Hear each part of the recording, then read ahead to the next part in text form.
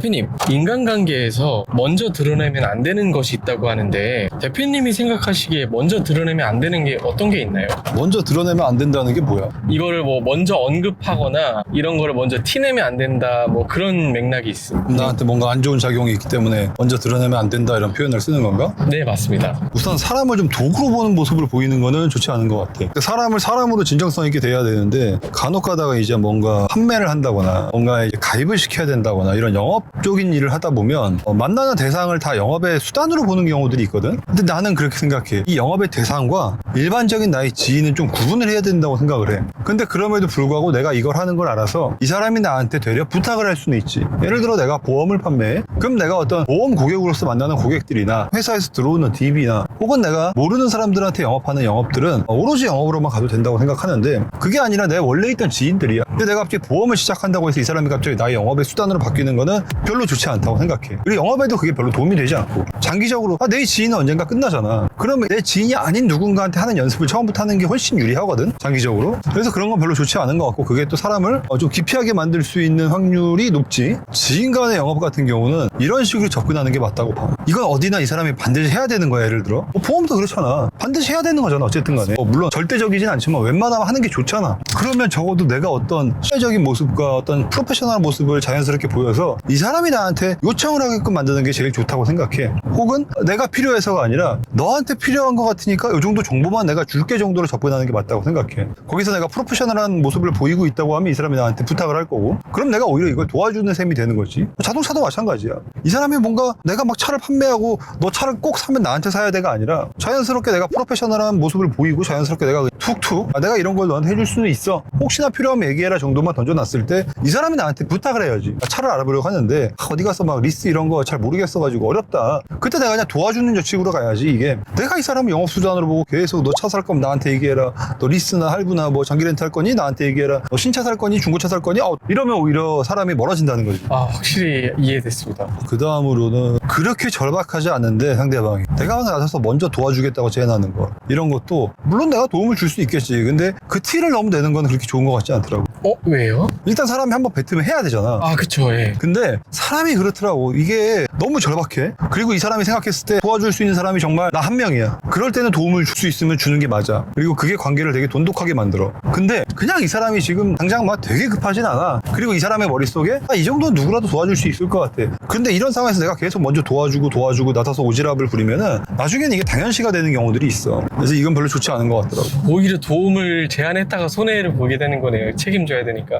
그럴 수 있지. 그리고는 이거는 이제 사람에 따라 케바케인데, 예를 들어서 우리가 되게 자산이 많다고 치자. 그러면 자산이 많은 사람은 그래도 만나는 사람들의 자산이 되게 나보다 많거나 아니면 나보다 모자랄 수는 있지만 아주 없는 사람을 잘 만나진 않아. 확률적으로 그래. 네. 근데 간혹 가다가 확률이라는 게 100%는 아니니까 나에 비해서 자산이 되게 적은 사람을 만날 수가 있잖아. 그럴 때는 나의 수입이나 뭐 자산 현황이나 이런 것들을 공유하지 않는 게 좋더라고. 혹시 어떤 이유 때문일까요? 아무래도 이제 질투의 대상이 되기 때문이지, 이게. 그러니까 자산의 현황이 비슷하거나 아니면 현저히 낮더라도 이 사람도 되게 평균 에버리지보다 높아. 그러면 그래도 크게 질투의 대상이 되지 않는데, 그렇지 않은 사람한테 이거를 아무렇지 않게 이야기한다는 자체가 자칫 미움을 살 수 있더라고.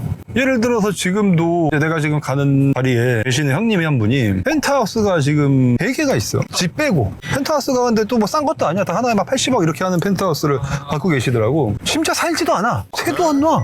새도 안 온다고요? 희한하지? 이런 얘기를 들었을 때 어떤 사람 되게 상대적 박탈감을 느낄 수 있잖아. 근데 이런 얘기를 아무렇지 않게 할 수 있는 거는, 나는 뭐 펜트하우스가 그렇게 많진 않지만 나는 그냥 먹고 살만 하거든. 그러니까 그냥 그게 되게 신기하고 재밌고 부동산 관점으로 그걸 왜 하지? 뭔가 이유가 있을 거 아니야. 그런 걸 궁금해하게 되고 이런 공유가 된다는 거지 이제. 저는 놀라웠는데 대표님 궁금하시군요. 그걸 왜 궁금하지. 했는지. 아니 그걸 왜 가치가 오르나? 우리가 모르는 뭔가 가치 상승의 요소들이 일반적인 것보다 거기가 훨씬 많나? 뭐 이런 생각을 하게 되는 거지. 아무튼 요는 그렇지 않은 상황에서 이런 얘기를 툭툭 아무렇지 않게 하다 보면 그 중에 좀 속이 꼬인 사람들이 있잖아. 혹은 내 생활이 진짜 힘든 사람들이 있잖아. 그러면 되게 미움을 살 수 있지, 본의 아니게. 그 다음에는 이제 누군가나 친분을 과시용으로 드러내는 것도 하지 않는 게 좋은 것 같아. 굳이 먼저 상대방이 먼저 나한테 물어봤어. 내가 진짜 친한데 당신도 친합니까? 라고 나한테 물어봤어. 뭐 그런 상황에서 굳이 거짓말할 필요는 없겠지. 근데 그게 아니라 내가 먼저 보통 내 주변을 이야기하는 거는 약간의 나의 포지셔닝을 위해서 하는 경우들이 많거든. 내가 애들을 처음 만났는데 동생이야. 근데 이놈이 내가 아는 친한 동생하고 되게 친한 걸 내가 알아.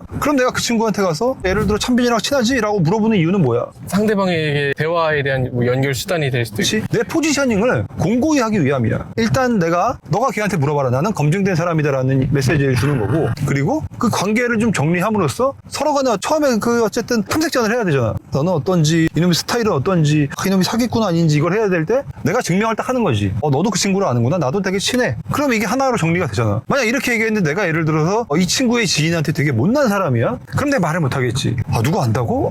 그럼 내가 딴 데 이렇게 가겠지. 예를 들어 내가 이 친구의 지인한테 뭐 한 5억 정도를 빌렸어. 근데 못 갚고 있어서 내가 뭐 전화를 안 받고 있네? 딱 그 친구를 만났더니 이 친구의 지인이래. 그럼 내가 얘가 반가울까? 아니요. 그치? 그러니까 이런 검증이 한 번에 끝난다는 거야. 서로. 그런 용도로는 좋은데 자칫 이거를 너무 과시용으로 쓰다 보면 미스가 나는 경우들이 생기더라고. 그리고 또 그렇잖아. 사람이 또 이렇게 경우의 수가 많아지거나 모수가 많아지다 보면 아무래도 말실수가 좀 나오는 경우들이 있잖아. 이거 걔 중에는 그걸 그렇게 선호하지 않는 사람들이 있어. 제가 누구랑 친합니다라고 얘기했을 때 이걸 왜 굳이 이 사람한테 얘기했지라고 생각하시는 분들이 있단 말이지. 그런 걸 생각했을 때는 별로 그게 좋지 않다. 먼저 이야기하는 거는. 그리고는 이제 뭔가 내가 누군가를 좀 미워해? 싫어? 이런 거를 흔히 말하는 뒷담화라고 하지. 누군가 싫어하는 거를 이 사람이 먼저 얘기하지 않았는데 내가 먼저 얘기하는 거. 그러면서 너도 걔 좀 이상하지 않니? 이런 이야기하는 거는 하나도 득이 없는 것 같아. 장기적으로. 간혹 이제 단기적으로 이게 친밀도를 만들 때가 있어. 장기적은 아니더라도 이런 거 싫어하는 사람들한테는 당연히 하면 안 되고, 간혹 이런 뒷담화를 서로 좀 즐기는 사람들이 있단 말이야. 근데 그게 장기적으로는 그렇게 오래가지 않더라고. 이 사람의 잠재의식이 한편에는 나는 누군가 욕을 할 수 있는 사람이라는 이미지가 딱 꽂혔잖아. 그러면 이 사람이 이제 뭔가 나랑 사이가 좀 틀어지게 되거나 혹은 뭔가 나한테 약간 좀 꺼림직한 상황이 딱 나왔어. 그럼 이 사람이 이제 생각을 하겠지.